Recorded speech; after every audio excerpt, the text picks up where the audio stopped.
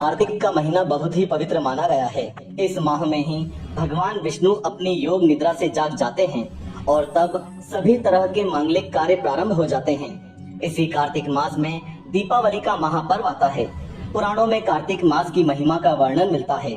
इस माह में दीपदान, स्नान, विष्णु पूजा और तुलसी पूजा के साथ ही पौराणिक कथा सुनने का बहुत ही खास महत्व होता है। तो आइए सुनते हैं कार्तिक मास की पावन कथा। तो भाई और बहनों, ये कथा है कार्तिक माह के पीपल पथवारी की। एक समय की बात है, किसी गांव में एक गुजरी रहती थी। उसका पति और बेटा गांव के बाहर कमाने गए हुए थे। घर में सिर्फ गुजरी और उसकी बहू रहते थे। उनके पास एक गाय थी। एक दिन सास ने बहू से कहा, जा और ये दूध दही बेच कर आ। बहू इससे पहले कभी भी घर के बाहर ऐसा कुछ भी बेचने नहीं गई थी, लेकिन सास को कैसे मना करे, इसलिए वो दूध और दही लेकर बेचने के लिए चली गई। रास्ते में उसने देखा कि कार्तिक माह में औरतें पीपल सींचने आई हैं। उन्हें देखकर वह उनके पास गई और उनसे पूछने लगी, यह तुम क्या कर रही हो? तो वे औरतें बोली, हम पीपल और पथवारी सींच रहे हैं। बहू को कार्तिक माह के बारे में कुछ भी पता नहीं था। उसने ये सब पहली बार देखा था। उसने पूछा, ऐसा करने से क्या होता है? औरतों ने उसे बताया, ये कार्तिक माह में किया जाता है। कार्तिक माह का बहुत प्रभाव होता है। पूरे कार्तिक पीपल पथवारी सींचने से धन और सौभाग्य की प्राप्ति होती है। अगर किसी का पति बरसों से बिछड़ा हुआ हो तो वो भी वापस मिल जाता है। ये सब सुनकर बहू बोली, तुम जो पानी से सींच रही हो वो मैं दूध और दही से सींचूंगी। अब बहू सच्चे मन से रोज आती और सारा दूध दही पीपल और पथवारी को चढ़ा जाती।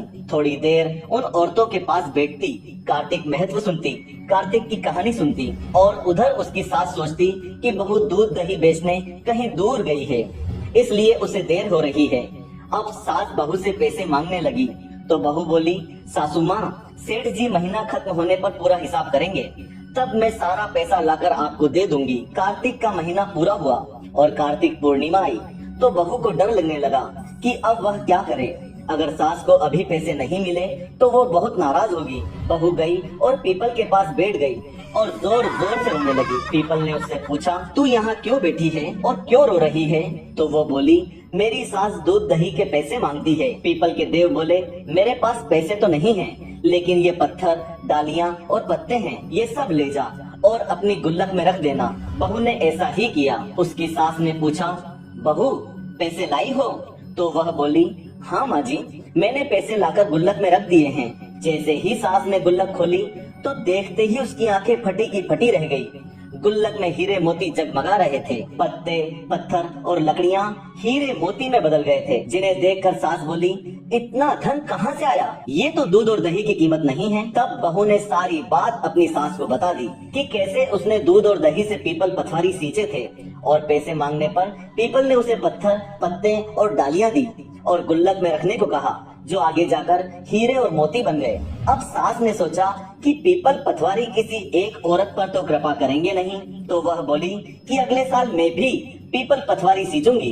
अगले साल जब कार्तिक का महीना आया तो सास बहू से दूध दही लेकर उसे बेचने निकल गई। रास्ते में उसने सोचा, सारा दूध और दही पीपल में डालने से क्या होगा, वह तो बर्बाद ही होगा, इसलिए मैं दूध और दही तो बेच आती हूँ। और दूध और दही बेचकर उसने दूध और दही के बर्तन धोकर पीपल और पथवारी पर चढ़ा दिए।